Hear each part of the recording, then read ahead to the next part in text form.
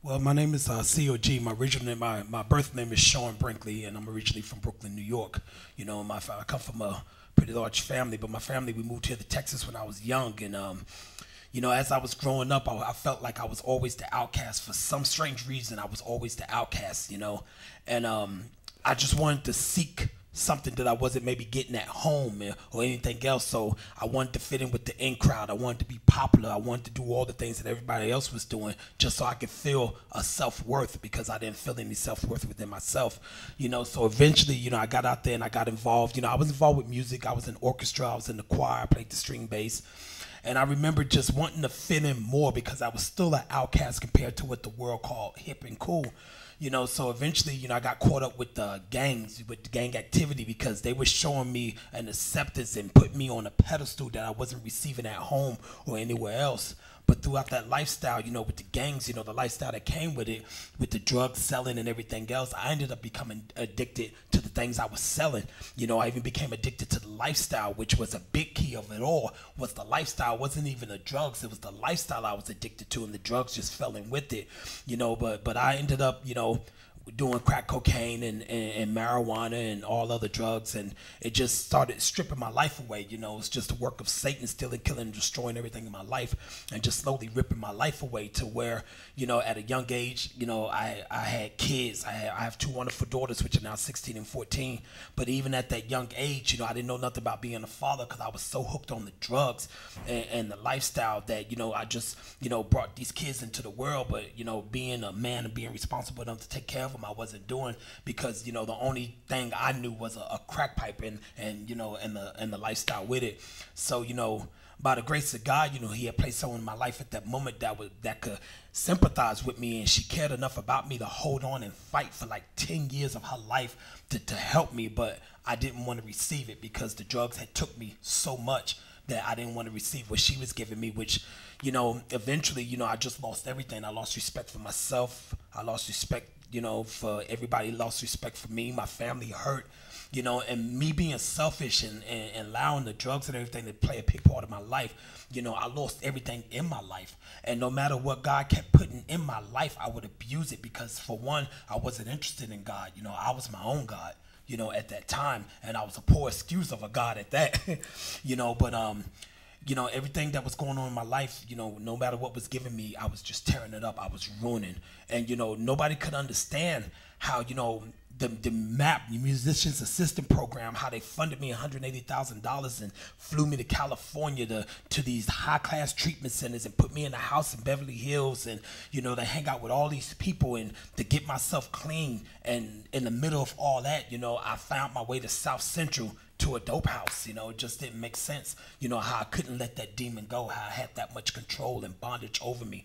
And, people, I was doing my music at the time. I got into the music, and with the music came the lifestyle again because I was still trying to seek the acceptance of people, and I'm gonna get into that while I'm talking about that so much because God recently gave me a revelation of what my biggest problem was not being delivered from people. With me being in music, I was doing secular music, and I was, touring and doing all these concerts, and I would be on stage in front of thousands and thousands of people with people calling my name as I'm opening up for these headlining groups. And like 45 minutes later, I'm sitting in a hotel room all by myself. And there was like a fix that I needed, where I needed to be accepted. I needed people to yell my name because without that, I was empty. But I realized that empty void in my life all along turned out not to be an empty void of anything I had done, but the empty void of not having my creator in my life. And I sought everything from the world. I sought the world's ways. I sought the gains. I sought the drugs. I sought the woman. I sought the money. I even sought the fame.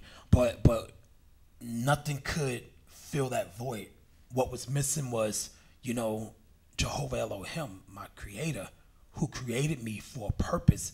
And I had allowed myself to become so distant from him that nothing could fill the void, and I became real empty.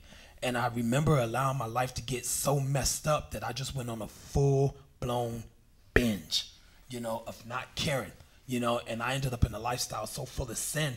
And this is crazy because at the same time, here comes Satan putting this woman in my life and $250,000 in my life in the middle of a crack addiction. you know, and everybody's talking about how blessed I was, but they don't understand that this blessing wasn't really a blessing, it was a curse. Satan knew if I would have turned my life over to God, the impact that God was going to allow me to have on touching people. And all glory to God for that. So what Satan tried to do was kill me.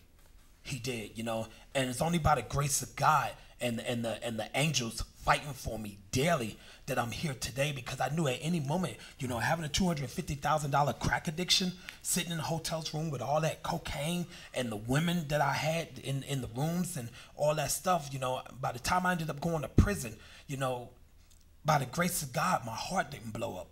You know, by the grace of God, of every time I drove down the highways in these fancy cars I was buying, being up for weeks at a time and getting into these wrecks because I'm waking up, realizing that I'm swerving or going down the hill on moped, you know, there was God's hand in the picture putting me back in position to keep me safe so I can fall into the purpose and the plan that he has for my life.